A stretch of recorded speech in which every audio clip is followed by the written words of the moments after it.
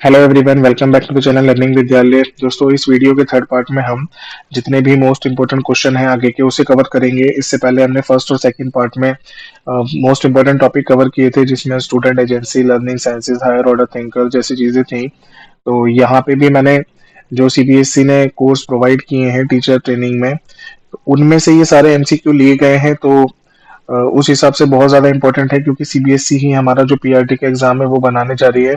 तो हो सकता है कि क्योंकि दोनों का सिलेबस भी सेम है, जो अभी एलडीसी का एग्जाम हुआ था पीआरटी का, उसमें और जो पीआरटी का सिलेबस है, दोनों में सारे कॉमन टॉपिक्स हैं। तो यहाँ पे मैंने जब एलडीसी का एग्जाम देखा था तो काफी क्वेश्चन मुझे यहाँ पे इस कोर्स में से देखने को मिले थे दोस्तों। तो उसी में से मैंने जब से ही यहाँ पे इस पर वीडियो बनाना स्टार्ट कर दी है, ताकि आप लोगों का भी जो आप लोग भी यहाँ से इसका बेनिफिट ले सके। तो चलिए स्टार्ट करते हैं दोस्तों। देखिए, फर्स्ट क्वेश्चन है यहाँ पे, जो Daesh is an interdisciplinary field which draws the insight from cognitive sciences to understand how the student learning, how their learning can be best supported by creating effective learning environment। तो ये हमने सारी चीजें देखी लर्निंग साइंसेज में पढ़ा था कि कैसे हम बच्चे के लिए एनवायरनमेंट क्रिएट करते हैं, उसे अपॉर्चुनिटी देते हैं कि वो खुद से अपनी जो ऑनरशिप से खुद से सीख पाए चीजों को, उसकी ऑन वॉइस हो वहां पर। तो ये सारी चीजें हमने पढ़ी थी। तो इसका आंसर कितना हो जाएगा? Learning sciences. तो ये इसका सेकंड यहाँ पे आप लोग देख सकते हैं, ये हो जाएगा। चलिए आगे बढ़ते हैं दोस्तों, जल्दी जल्दी इसको हम फिनिश करते हैं। चलिए सेकंड क्वेश्चन देखते हैं दोस्तों। According to the field of learning sciences, learning take place by. तो यहाँ पर हमने पढ़ा था लर्निंग साइंसेज में क्या होता था, जो लर्नर होता था उसका एक्टिव एंगेजमेंट रहता था। तो सेकंड ऑप्शन इसका भी ठीक हो जाएगा। आगे देखते हैं क्वेश्चन नंबर थर्ड। तो क्वेश्चन नंबर थर्ड क्या है दोस्तों? Which among of the following statement is a correct representation of effective feedback. तो इफेक्टिव फीडबैक के बारे में यहाँ पे पूछा गया है। फीडबैक के बारे में मैंने आपको पहले भी बताया था। फीडबैक जो होता है दोस्तों, इफेक्टिव फीडबैक वही होता है जब हम बच्चे के टास्क पे फोकस करते हैं, ना कि बच्चे पर। तो यहाँ पर आप लोग देख सकते हैं, इसका जो पहला पॉइंट है वो सही हो जाएगा। अब एक्चुअल में फीडबैक होता है क्या है, हमें इसके बारे में भी पता होना चाहिए दोस्तों। फीडबैक जो है वो हेल्प करता है जो बच्चे के जो अंडरस्टैंडिंग गैप्स होते हैं ना, उसको फिल करने में। जब हम उसको कोई चीज समझाते हैं, अगर वो उसको समझ में नहीं आता, कहीं ना कहीं गैप्स रह जाते हैं, तो उसको फिल करता है वो। साथ ही ये overall performance of the learner होता है। तो दो बातें याद रखनी है आपको फीडबैक के बारे में, कि फीडबैक जो है वो फोकस करता है बच्चे के टास्क पे, ना कि बच्चे पर। और साथ ही जो फीडबैक होता है वो अंडरस्टैंडिंग गैप्स को फिल करता है, overall performance of the learner होता है। चलिए आगे बढ़ते हैं। यहाँ पे दोस्तों मैंने सारे क्वेश्चन जो अभी इंग्लिश में दिए हैं, क्योंकि मैं ये चाह रहा था कि मैं जल्दी से जल्दी आप लोगों को ये कंटेंट प्रोवाइड करवा सकूं। अभी अगर मैं हिंदी में बनाने लगूंगा तो काफी टाइम हो जाएगा और आप लोगों को टाइम पे नहीं मिल पाएगा। यहाँ पे मैं हिंदी में इसीलिए बोल रहा हूँ, ताकि आप लोग जो हिंदी मीडियम वाले साथी हैं वो भी इस चीज को समझ सकें। दोस्तों यहाँ पे देखते हैं, मेमोरी का क्वेश्चन आ गया। ये यहाँ पे सीधा जो हमारी स्पेस ऑफ लिमिटेड कैपेसिटी होती है इंफॉर्मेशन को स्टोर करने की, वो शॉर्ट टर्म ड्यूरेशन में कौन सी होती है? तो दोस्तों देखिए, मेमोरी अगर आपको याद हो, जब हमने मेमोरी पढ़ा था, तो मेमोरी में आप लोगों को पता है कि दो ही तरह की मेमोरी होती है। एक तो शॉर्ट टर्म मेमोरी होती है और दूसरी हमारी लॉन्ग टर्म मेमोरी होती है दोस्तों। तो ये तो सभी को पता होगा, क्योंकि आप सभी अच्छे से साइकोलॉजी पढ़ के आए हैं। शॉर्ट टर्म में हमारी कौन सी मेमोरी होती है दोस्तों? सेंसरी। और दूसरी हमारी कौन सी होती थी? वर्किंग। ठीक है, तो यहाँ पे आप लोग देख सकते हैं, हमें अपना आंसर तो मिल ही गया, वर्किंग मेमोरी। क्योंकि शॉर्ट टर्म का पूछा है तो ये वर्किंग मेमोरी किसका पार्ट होता है? शॉर्ट टर्म का पार्ट होता है। तो एक बार इनको फिर भी देख लेते हैं हम। लॉन्ग टर्म में दोस्तों हमारी कौन कौन सी आती थी? तो लॉन्ग टर्म की आपको अगर याद हो तो जैसे सिमेंटिक होती थी। ठीक है, सिमेंटिक के बाद हमारी एपिसोडिक होती थी। तो मैं यहाँ पे शॉर्ट में लिख रहा हूँ इसको, एपिसोडिक। और हमारी जो तीसरी होती थी वो प्रोसीजरल। और इसके अलावा भी बहुत सी होती थी, लेकिन जो इम्पोर्टेंट है, हमारे जो एग्जाम में आती थी, वो हमारी इसी तरह की यही चीजें आती थी। और दोस्तों इन दोनों को यहाँ पे अगर आप देखो, ये शॉर्ट होती है, बट कितनी शॉर्ट? तो दोस्तों ये जो सेंसरी होती है ये तो 1 सेकंड से भी कम होती है। तो ये आपको याद रखना अगर इस पे क्वेश्चन आता है। और जो वर्किंग होती है दोस्तों, ये हमारी 1 मिनट से कम होती है।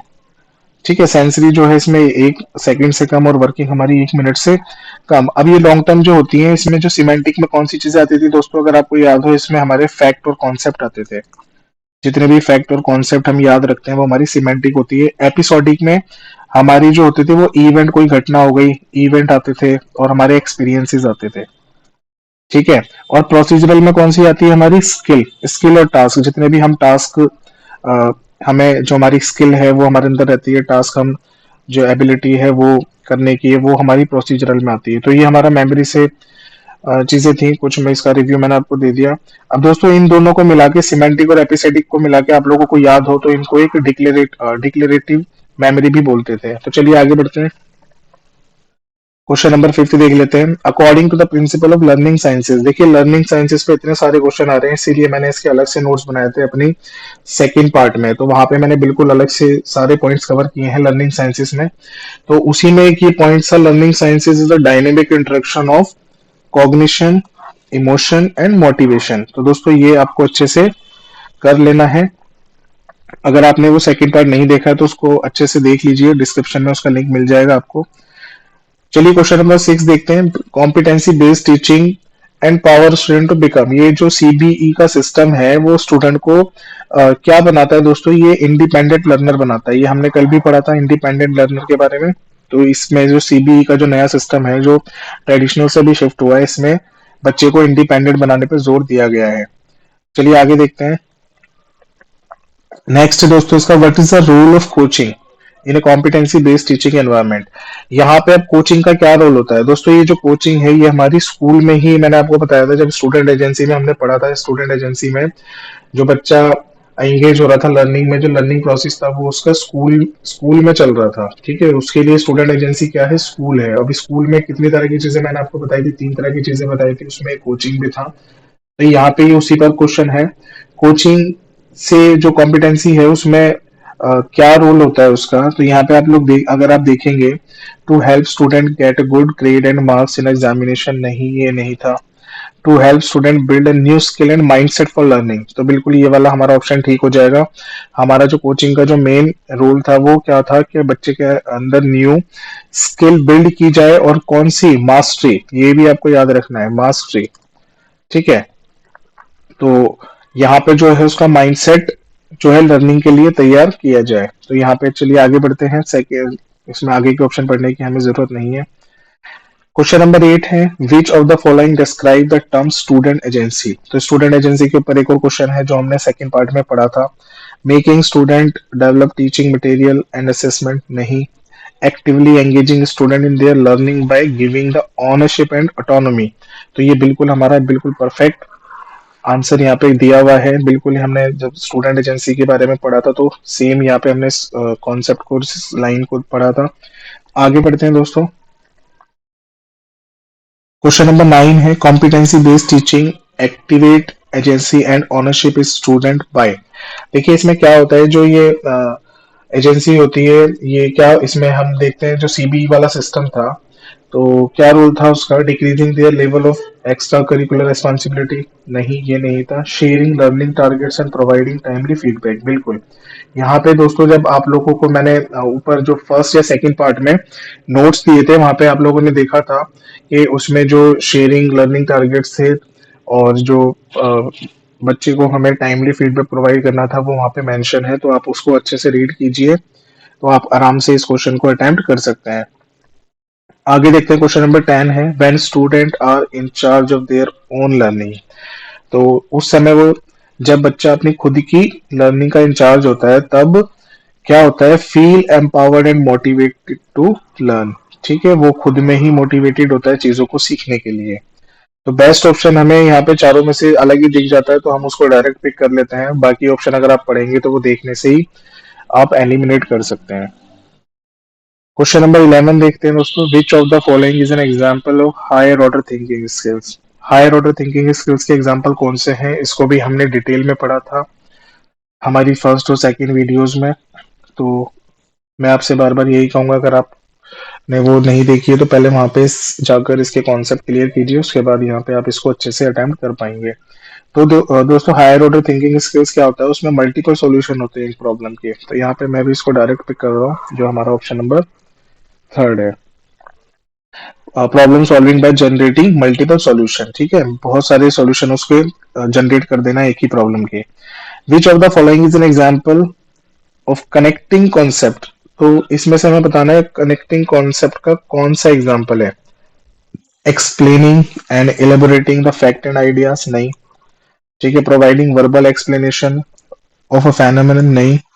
Showing relationship and linkage between concept, तो बिल्कुल हमारा यहाँ पे हम कॉन्सेप्ट को लिंक करके उसको उसकी रिलेशनशिप देख सकते हैं। तो यूजिंग, नीचे है using metaphor to explain concept, तो ये भी नहीं है। देखिए मेटाफोर क्या होता है, ये एक टाइप की फिगर ऑफ स्पीच है, आपको याद हो मेटाफोर, जिसमें एज का यूज होता है, जैसे ही इज लाइक अ विराट कोहली। और इसके इसी की जैसा एक और फिगर ऑफ स्पीच होता है सिमिली। सिमिली में क्या होता है, हम डायरेक्टली तुलना ना करके डायरेक्टली उसको वो चीज बोल देते हैं, जैसे he is a Virat Kohli. ठीक है, तो ये दोनों में मेटाफोर और सिमिली में डिफरेंस था। चलिए आगे बढ़ते हैं। क्वेश्चन नंबर 13 है दोस्तों, which of the following example represent visualization as a strategy to build HOTS. यहाँ पे हॉट्स जो है दोस्तों हायर ऑर्डर थिंकिंग स्किल है। तो इसको जो है बताना है हमें, इसकी इस तरह के क्वेश्चन को बिल्ड करने की क्या स्ट्रेटेजी रहती है। तो यहाँ पर अगर आप देखोगे, फर्स्ट है relating new concept to existing knowledge, हमें एक नया कॉन्सेप्ट को रिलेट करना जो पहले से हम जानते हैं उससे। तो नहीं। इनफरिंग कंक्लूजन, ये जो इनफरिंग कंक्लूजन है दोस्तों, इसमें किस तरह के क्वेश्चन आते हैं, जैसे आप बच्चे को क्लू दे देते हैं। आप लोगों ने जैसे बच्चे को 5-6 वर्ड्स दे दिए और आपने कहा कि आप इस पर एक ऐसे लिखिए इन 5-6 वर्ड्स का यूज करके, या फिर आपने कोई रिडल दे दी, पजल दे दी। तो इनफरिंग कंक्लूजन में उस तरह की चीजें होती हैं। आस्किंग क्रिटिकल क्वेश्चन, इसमें तो डायरेक्ट आप बच्चे से सिर्फ क्वेश्चनिंग कर रहे हैं।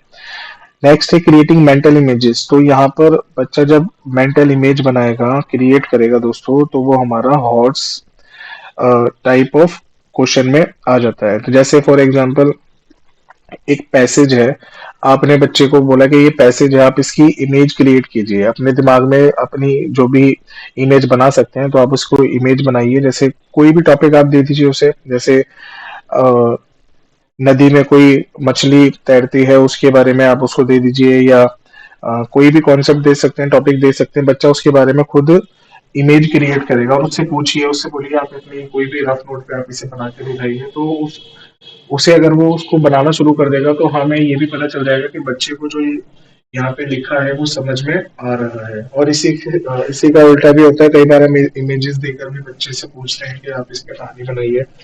तो ये विजुअलाइजेशन में होता है। चलिए आगे बढ़ते हैं। क्वेश्चन नंबर 14 है, encouraging questions from student in classroom in useful because.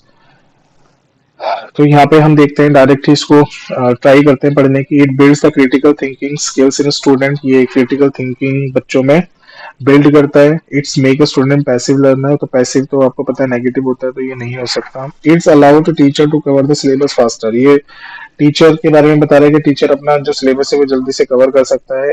It brings a teacher attention towards student. ठीक है, तो ये तीनों ही ऑप्शन हमने पढ़ के एलिमिनेट कर दिए। तो यहाँ पे अगर आप देखेंगे तो first one is the best answer out of 4। So it build a critical thinking, ये क्रिटिकल थिंकिंग को बिल्ड करता है, और यही हमारी जो सीबीई का सिस्टम है उसमें एक पार्ट है, जो हॉट्स में आप लोग देखेंगे हायर ऑर्डर थिंकिंग में, उसी का एक की फीचर है ये। चलिए आगे बढ़ते हैं। क्वेश्चन नंबर 15 है, which of the following task can enable student make inference और ड्रॉ कंक्लूजन। तो इनमें से कौन सी एक चीज है जो बच्चे को इनेबल करती है जो कंक्लूजन है उसको जो निर्धारित करने के लिए। तो यहाँ पे gathering detail about the author of novel. ठीक है, किसी भी जो डिटेल इकट्ठा करना किसी ऑथर पर, यहाँ पे नहीं हो सकता ये वाला फर्स्ट वाला। Comparing a plant cell with human cell, plant cell और ह्यूमन सेल को कंपेयर करना, तो ये भी नहीं हो सकता। Understanding cause and effect of an event, तो दोस्तों यहाँ पर बच्चा अगर इस चीज को समझेगा तो मतलब वो चीजों को निर्धारित कर पा रहा है। अब देखिए कोज एंड इफेक्ट क्या होता है, मैं इसका एक आपको एग्जांपल देता हूँ। जैसे सपोज कीजिए मैंने यहाँ पे एक लाइन ली, he made he made one big mistake. ठीक है, उसने एक बहुत बड़ी गलती कर दी, तो ये क्या है, कॉज है। ठीक है, ये क्या है, कॉज है, उसने एक गलती कर दी। अब इसके कारण हुआ क्या, एज रिजल्ट, यहाँ पे मैं लिखता हूँ as result he lost his job. उसने एक बहुत बड़ी गलती कर दी इसलिए उसने अपनी जॉब को खो दिया। तो ये इसका इफेक्ट है, जो उसने कॉज किया था वो इसका इफेक्ट है। तो यहाँ पे अगर बच्चा इस चीज को समझ पाएगा, ठीक है, तो वो आपको पता है कि वो कंक्लूजन निकाल पा रहा है। तो इसका जो आंसर है वो थर्ड नंबर का ठीक हो जाएगा। चलिए आगे बढ़ते हैं, आगे देखते हैं क्वेश्चन नंबर 16। देखिए दोस्तों क्वेश्चन नंबर 16 में क्या है, which of the following does not represent the role of teacher as an instructional designer in CBE classroom. Most important question है दोस्तों ये वाला। रोल ऑफ टीचर का आपको पता है कि इसमें अलग से भी दिया हुआ है आपको ऊपर, अगर आपने सिलेबस को अच्छे से पढ़ा होगा, रोल ऑफ टीचर। तो यहाँ पे दोस्तों रोल ऑफ टीचर है क्या, ठीक है। तो सीबीएसई ने रोल ऑफ टीचर के बारे में क्या बताया है अपने नोट्स में कि कितने तरह के टीचर्स के रोल हो सकते हैं। अभी तक आपने जितना भी स्टडी मटेरियल पढ़ा है, मैं गारंटी देता हूँ उसमें आपने ये चीजें नहीं पढ़ी होंगी जो सीबीएसई ने प्रोवाइड की हैं खुद। तो यहाँ पर कितनी तरह के रोल्स बताए हैं टीचर के। सबसे पहला तो यही बताया इंस्ट्रक्शनल डिजाइनर का, कि टीचर एक इंस्ट्रक्शनल डिजाइनर है। तो मैं यहाँ पे इसको शॉर्ट में लिख रहा हूँ क्योंकि वहां पे लिखा है ये टीचर एक इंस्ट्रक्शनल डिजाइनर है। ये क्वेश्चन से अलग बता रहा हूँ मैं आपको रोल ऑफ टीचर कौन कौन से हैं शॉर्ट में, क्योंकि इस पे मैं सेपरेट वीडियो बनाऊंगा कि कौन कौन से इसके रोल हैं, और मैं आपको बताऊंगा भी कि उस रोल में वो कौन सी चीज को बताता है या कौन सा रोल प्ले करता है। सेकंड होता है दोस्तों, टीचर एक लर्नर कोच भी है, लर्नर कोच। तो हो सकता है पेपर में आपसे पूछा जाए कि इनमें से कौन सा रोल एक टीचर का नहीं है, और ये ऑप्शन वहां पे आपको आ जाए तो ये चीज आपको वहां पे हेल्प करेगी अगर आप इसको अच्छे से पढ़ लेते हैं, ठीक है। अब टीचर एक लर्नर गाइड भी है, लर्नर कोच भी है और लर्नर गाइड भी है। ये अलग से ही दिया था सीबीएसई ने। अभी हम इस पे क्वेश्चन भी देखेंगे। टीचर जो है दोस्तों एक रिसोर्स मैनेजर भी है, रिसोर्स मैनेजर भी है, वो चीजों को मैनेज करता है, रिसोर्सेज को प्रोवाइड कराता है, रिसोर्स मैनेजर। और पांचवी चीज जो है, जो टीचर जो है वो एविडेंस, यहाँ पे आप देख सकते हैं एविडेंस प्रैक्टिशनर,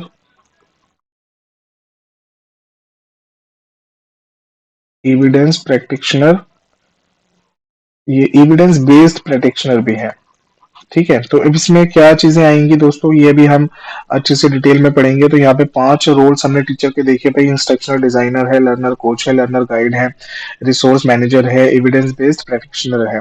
तो यहाँ पर इसमें जो चीजें आएंगी, इसमें असेसमेंट से रिलेटेड चीजें होती हैं कि वो अच्छा एक असेसमेंट प्रोवाइड करता है चीजों को लेकर, जो भी कंटेंट होता है। तो सभी तरह की चीजें हम देखेंगे, आपको मैंने इसमें इन शॉर्ट बता दिया। तो चलिए अपने क्वेश्चन को देखते हैं। भाई इंस्ट्रक्शनल डिजाइनर है तो यहाँ पे हम लोग देखते हैं जो फर्स्ट है designing the lesson plan project, ठीक है। स्ट्रक्चर डिजाइनर में जब इसका रोल होता है तो उसमें ये होता है कि वो लेसन प्लान को डिजाइन करे, तो ठीक है। ये चीज develop a personalize learning pathways, तो ये भी होता है दोस्तों। पर्सनलाइज का मीनिंग मैंने आपको बताया था, बच्चों की अपनी इंडिविजुअल नीड्स के हिसाब से उनको चीजें करवाई जाती हैं, ठीक है। क्रिएटिंग एकेडमिक कंटेंट, तो ये भी टीचर करता है, जो एकेडमिक का जो उनका कंटेंट चलता है पूरे साल, और उसको एक्सपर्ट तरीके से, एक्सपर्ट नॉलेज के हिसाब से उसको डिलीवर करता है। और लास्ट है हेल्पिंग स्टूडेंट इन एग्जामिनेशन, बच्चे को एग्जामिनेशन में मदद करना। तो ये वाला तो देखने से नेगेटिव लग रहा था आंसर, तो यहाँ पे डज नॉट ही पूछा है, तो हमारा ऑप्शन नंबर 4 हो जाएगा सही। आगे चलते हैं दोस्तों, अभी इसके कुछ ही क्वेश्चन रह गए। मैंने हर वीडियो में 15 से 20 ही क्वेश्चन कवर किए हैं जो कि मोस्ट इंपॉर्टेंट पेपर में बिल्कुल आ सकते हैं, उस तरह के क्वेश्चन। क्वेश्चन नंबर 17 देखते हैं दोस्तों, as a learner coach teacher क्या करता है। तो देखिए दोस्तों यहाँ पे अभी हमने ऊपर पढ़ा था इंस्ट्रक्शन डिजाइनर, ये लर्नर कोच का है। तो इस वीडियो से आपको रोल ऑफ टीचर का कंटेंट भी सारा कवर हो जाएगा अगर आप अच्छे से इसको देख लेते हैं। तो जो सीबीएसई ने प्रोवाइड किया है हमें कंटेंट, सिलेबस जो प्रोवाइड किया है रोल ऑफ द टीचर, उसमें आपको पढ़ना है। तो यहाँ पे अगर आप ये वीडियो को अच्छे से देख लेते हैं तो आपको ये भी चीज क्लियर हो जाएगी। तो यहाँ पे देखते हैं, ensure student maintain discipline and follow classroom rules, तो ये नहीं हो सकता। बच्चे को कभी भी हम इस तरह से नहीं कहते कि आपको ये रूल्स फॉलो ही करने हैं। Provide more support to high performing students, ये भी नहीं हो सकता। Take on additional responsibility for co curricular activities, तो इसको हम होल्ड पे रखते हैं। बाकी इससे बेस्ट अगर हमें ऑप्शन मिलता है तो हम उसको पिक कर लेंगे। Create a inclusive environment for all learner to feel accepted, देखिए यहाँ पे इंक्लूसिव एनवायरनमेंट आ गया, तो इससे बेस्ट क्या होगा। तो यहाँ पे हमारा ऑप्शन नंबर 4 हो जाएगा। चलिए आगे बढ़ते हैं। ये जो टीचर्स का रोल है ये कब है, जब वो लर्नर कोच है। तो उसका काम है कि एक ऐसा environment, creative inclusive environment create करे बच्चों के लिए जहाँ पे वो चीजों को फील एक्सेप्टेड कर सकें। तो यहाँ पे देखिए क्वेश्चन नंबर 18 है, as an evidence based practitioner, तब इसका क्या रोल है? ठीक है, ये भी टीचर का ही रोल है एक। तब हमें ये बताना है कि इसमें क्या करता है ये। तो देखिए दोस्तों, इसमें क्रिएटिंग एन असेसमेंट, ठीक है, बच्चों के लिए असेसमेंट क्रिएट करता है। किस तरह का? कैन आइडेंटिफाई हाई और लो परफॉर्मिंग स्टूडेंट इन क्लासरूम, ठीक है। क्या can provide reliable data and feedback on a learning, तो बिल्कुल ये वाला ऑप्शन बेस्ट है। ठीक है, वो रिलायबल डाटा बच्चों का और फीडबैक साथ साथ में उनका फीडबैक भी प्रोवाइड करेगा। तो ये जब हमारा एविडेंस बेस्ड प्रैक्टिशनर वाला रोल होता है, तो उसमें जो टीचर है वो असेसमेंट पर काम करेगा और इस तरह की चीजों को वो ध्यान में रखेगा। चलिए आगे बढ़ते हैं। क्वेश्चन नंबर 19 है playing the role of learner guide. अब जब लर्नर गाइड का रोल प्ले करेगा तब टीचर का क्या काम है इस सीबीई सिस्टम में? Develop an evidence based assessment system, conduct classes at the scheduled time, design learning pathways and lesson plan, utilize instructional tools and strategy to meet each learner needs। तो देखने से ही आप लोग पता लगा लेंगे कि यही इसका बेस्ट ऑप्शन है, बच्चों की अपनी लर्निंग नीड्स के हिसाब से स्ट्रेटेजी बनाना और इंस्ट्रक्शनल टूल्स प्रोवाइड करना। चलिए क्वेश्चन नंबर 20 है, ये लास्ट क्वेश्चन रहेगा इसका, एज अ रिसोर्सेज मैनेजर। आगे देखते हैं, अगर और भी क्वेश्चन होंगे तो उसको भी कवर करेंगे हम। रिसोर्स मैनेजर में दोस्तों क्या टीचर से एक्सपेक्ट किया जाता है? भाई reach sound conclusion based on evidence, नहीं। Arrange the utilise learning material to maximise learning, तो ठीक है, इसका ऑप्शन नंबर हम इसको भी होल्ड पे रखते हैं। Help student with their social and psychological issue, तो ये नहीं हो सकता। Have a mental agility to grasp problem quickly, नहीं। तो हमारा ऑप्शन नंबर सेकंड हो जाएगा, जो वहां पे बच्चों के लिए वो लर्निंग मटेरियल प्रोवाइड करता है ताकि वो मैक्सिमाइज उनकी लर्निंग हो सके, ज्यादा से ज्यादा लर्निंग हो सके। चलिए दोस्तों आगे देखते हैं। क्वेश्चन नंबर 21 है ये, विच of the following does not fall under the purview of knowledge of competency. Purview दोस्तों यहाँ पे एक दायरा होता है जो कि इस दायरे में, नॉलेज के दायरे में नहीं आता, हमें ये बताना है। ठीक है, डज नॉट, आप क्वेश्चन में अच्छे से दोस्तों ये पढ़ लेना कि नॉट पूछा है, ये नॉट वाला नहीं है क्वेश्चन। इसमें बहुत सारी मिस्टेक्स करते हैं कुछ जो एस्पिरेंट्स हैं। Knowledge of students learning needs and style, awareness of students interest strength and preference, knowledge of pedagogy and academic content and social skills to collaborate with students family। तो देखिए अभी तक तीनों ही पॉजिटिव थे, ये भी काम हम करते हैं, ये भी करते हैं और ये भी करते हैं।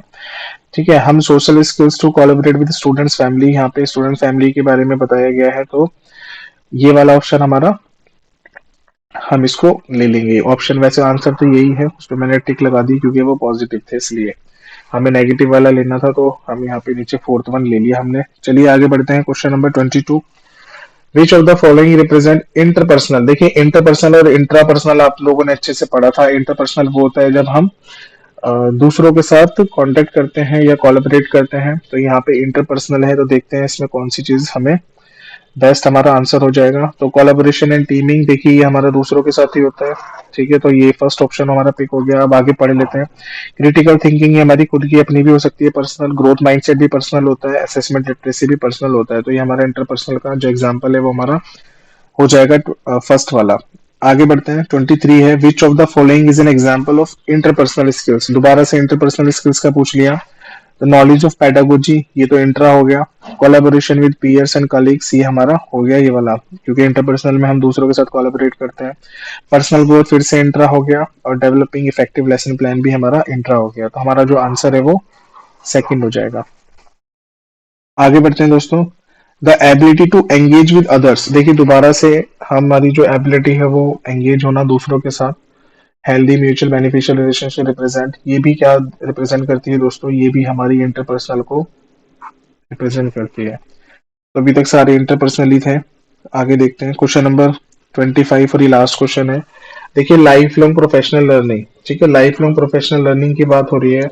And developing a growth mindset, तो ग्रोथ माइंडसेट अभी हमने ऊपर पढ़ा था, वो किस में था? इंट्रा में था। ये किसके एग्जाम्पल है, हमें ये बताना है। तो कॉग्निटिव नहीं, ये नॉलेज नहीं, इंट्रा। तो यहाँ पे हमारा जो हो जाएगा वो इंट्रा पर्सनल हो जाएगा। तो आई होप दोस्तों आपको ये क्वेश्चन का कलेक्शन अच्छा लगा होगा, तो आप इसकी प्रैक्टिस कीजिए। जहां से भी आपने जितना पढ़ लिया है उतना तो आप रखिएगा, साथ में इन क्वेश्चन को भी लगाकर देखिएगा। तो इस वीडियो में इतना ही दोस्तों, आगे इसका फोर्थ पार्ट और आएगा, उसमें मैंने ज्यादा से ज्यादा 8-10 क्वेश्चन ही कवर किए हैं, तो उसको भी आप देख लीजिएगा ताकि आपका ये पूरा जो टॉपिक है वो फिनिश हो जाए हमारा कॉम्पिटेंसी बेस्ड एजुकेशन का। इसमें मैंने आपको फर्स्ट और सेकंड वीडियो में कंटेंट प्रोवाइड किया था, इस वाली दोनों वीडियोस में हमारे एमसीक्यू ही रहेंगे, उसमें भी एमसीक्यू थे। तो आपके ये 40 से 50 क्वेश्चन है दोस्तों, हो सकता है नहीं 40-50 क्वेश्चन में से आपके 3-4 नंबर पक्के हो जाएं अगर इस पर बेस्ड क्वेश्चन आते हैं, क्योंकि दो मेन मेन टॉपिक्स हमने इसमें कवर किए हैं, कॉम्पिटेंसी बेस्ड एजुकेशन और रोल ऑफ द टीचर। ठीक है, तो thank you, have a good day.